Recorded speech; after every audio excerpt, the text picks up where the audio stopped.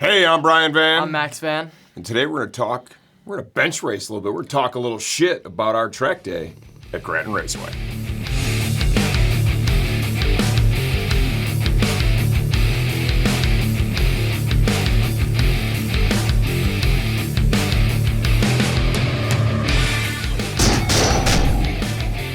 Okay, so after spending a full week in Nashville with my daughter at her national dance competition, I got to come home and load a race trailer and take this guy, and my bike, of course, this time, to ride with our friends from Sportbike Track Time at Grattan Raceway, our home track. Yeah, on Sunday and Monday before the 4th of July. We had a little weather coming in on Sunday, so we went late on Sunday. Yep. We got there just before lunch, I think. Just before lunch, we rode a session at the end of the day because that was the only dry one. And that was my first time on a bike since March. Mid-March, yeah. March, whatever. So it was nice. I got that one little warm-up session. I put some new parts on the R7. I was looking forward to riding it for sure. Had a new set of tires that I never got into, but the next day was great. The track census was kind of low. Holiday coming, not a lot of people there. Man, we got some great weather. Hanging out with all of our friends. Mid-80s, sunny, it was beautiful. The riding was great. They did a partial repave on the track. He's ridden on it. I haven't ridden on it. I've been riding that track for over 20 years. It was a ton of fun to be out there. We'll talk about the boring stuff first. My riding, my R7. Go for it. So this bike is not very fast. I've talked about that before. I put the Yosh airbox on it. We're still somewhere in the 70 horsepower neighborhood for this thing.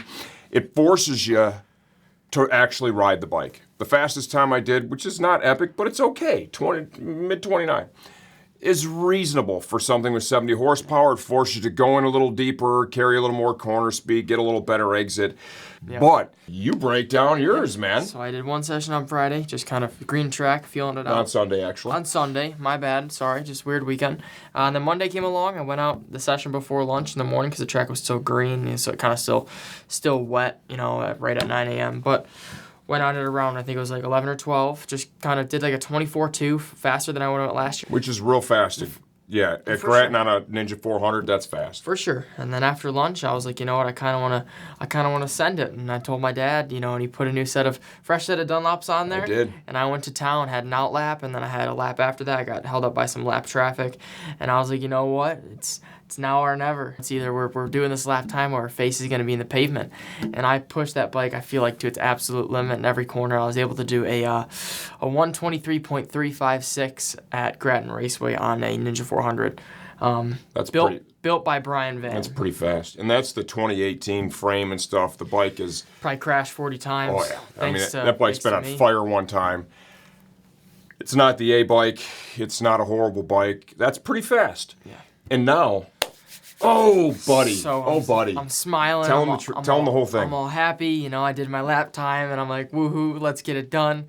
And I kind of want to do the same thing, maybe even like a 22 next time, because the Dunlops take a few laps to break in. So I was like, you know what, that might be even better this time around. So I go into turn one. It was a little bit deeper than I did prior, and I crashed in a straight line. I got on the brakes, did my 2 downshifts, the rear's hopping off the ground, it settles, and then I feel a clunk up in the forks, and then it just threw me right on the ground, probably at like, what would you say, 100 miles an hour? Cause I was. Oh, dude, the skid, like. Yeah, because I braked pretty late. It was long. It was long. The marks on the track, yeah. That's probably the longest crash, having ridden there for 20 years-ish. Exactly. Those marks, and of course now, this is the second time this year that we've been out there together, right? We went out together. Mm-hmm. He's faster. It just is what it is. I'm old. It is what it is. And he was going so much faster than I was. I was doing like 29. Mm-hmm. You had the whole straightaway on me in just over a lap. Like, you gone. Right? So I knew he was going fast. Yeah. When I'm coming up the straight, I could see him in the distance holding his bike up because I could see the red, white, and blue of the STG and the bike on the side. He's fist pumping. I know he's good. That part, I'm pretty happy about that, right? Red flag, go in. And as I'm going through turn one, these marks on the pavement, they were forever. Yeah, it was a long one. It was from the braking zone all the way off the track. Yeah, but I will say one thing. The lady who's the corner worker in that corner, thank you, by the way, but she runs up to me. She's like, "Are you okay?" And I'm like, "Yeah, I'm doing great." And she's like, "I've never seen somebody who just crashed that fast so happy." I'm like, I told her the last time I did it, she didn't really have a clue. No, it but doesn't- she was that's excited, and I was excited. meaningless to her. And I think I've never crashed and been happy about it. Like, I've never crashed and been like, well, I'm okay. Because that lap time is ridiculous on that bike. I did what I needed to do, so my job here is done. And my coach... It's too bad it wasn't a race. Yeah, too bad it wasn't True. a race. Well, thank God it wasn't a race, because, I mean, I would have crashed out of it. But my coach, Josh Hayes, he told me, he said, I need to go fast. And I feel like I accomplished that, but I may need to work a little bit harder to stay consistent with it, or maybe just chill out a little bit. Keep it in the upright position. I got to tell you, right, riding with your kid is a unique experience. Being at the I love being at the track with him. I love working on his stuff and getting him out there, and I still enjoy riding myself. Can't ride as good as he can, whatever. I don't care. Ego's in check. But having him out there and then seeing him twice this year in the gravel trap when I go by, thank God, up both times. That's a pretty unique experience, and I don't know how many father-son combos get to say, yeah, man, I got to do that twice in a year. I'm hoping the next day that we do together. Then I just keep it upright. Yeah, man. I mean, whatever. I agree. Because then I got to come in. It's 90 degrees out. I'm wearing a leather suit. I'm not done riding. There's 2 more sessions left for me after this one that got red flagged.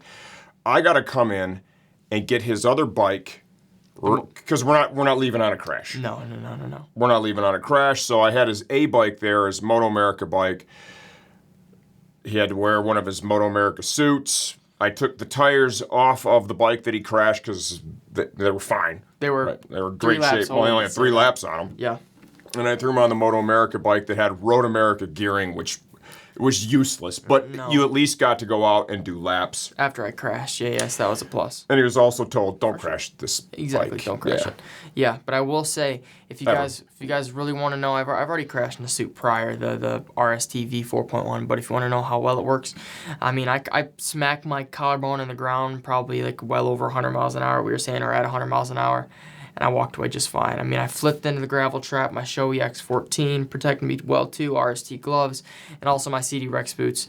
Walked away with no scars whatsoever. Just a huge smile on my face and puffed up like a marshmallow. So to be fair, I knew when he was fist pumping when I went by, I knew he was going fast. The gap he pulled on me, I knew he was going fast. So I already had an idea that he probably hit that goal that he was looking for. I would have preferred you didn't crash your bike. Yeah. All the gear that Max rides in, I handpick all this stuff. It's really important to me for obvious reasons that he comes away from this okay. This shit's dangerous, man. You make a mistake or somebody else makes a mistake and you get caught up into it and you're eating shit. And if you don't have the right stuff on, you could get injured. I can't even tell you how much I believe in the airbag technology. There's many varieties out there now, many options. We've used with him 2 now. We've used the Alpine Stars Tech Air Race for a number of seasons, and it treated us great. You might be the #1 repack client. Probably, yeah. Yeah, because, boy, those Vestiers, those got sent in a few times. Yeah.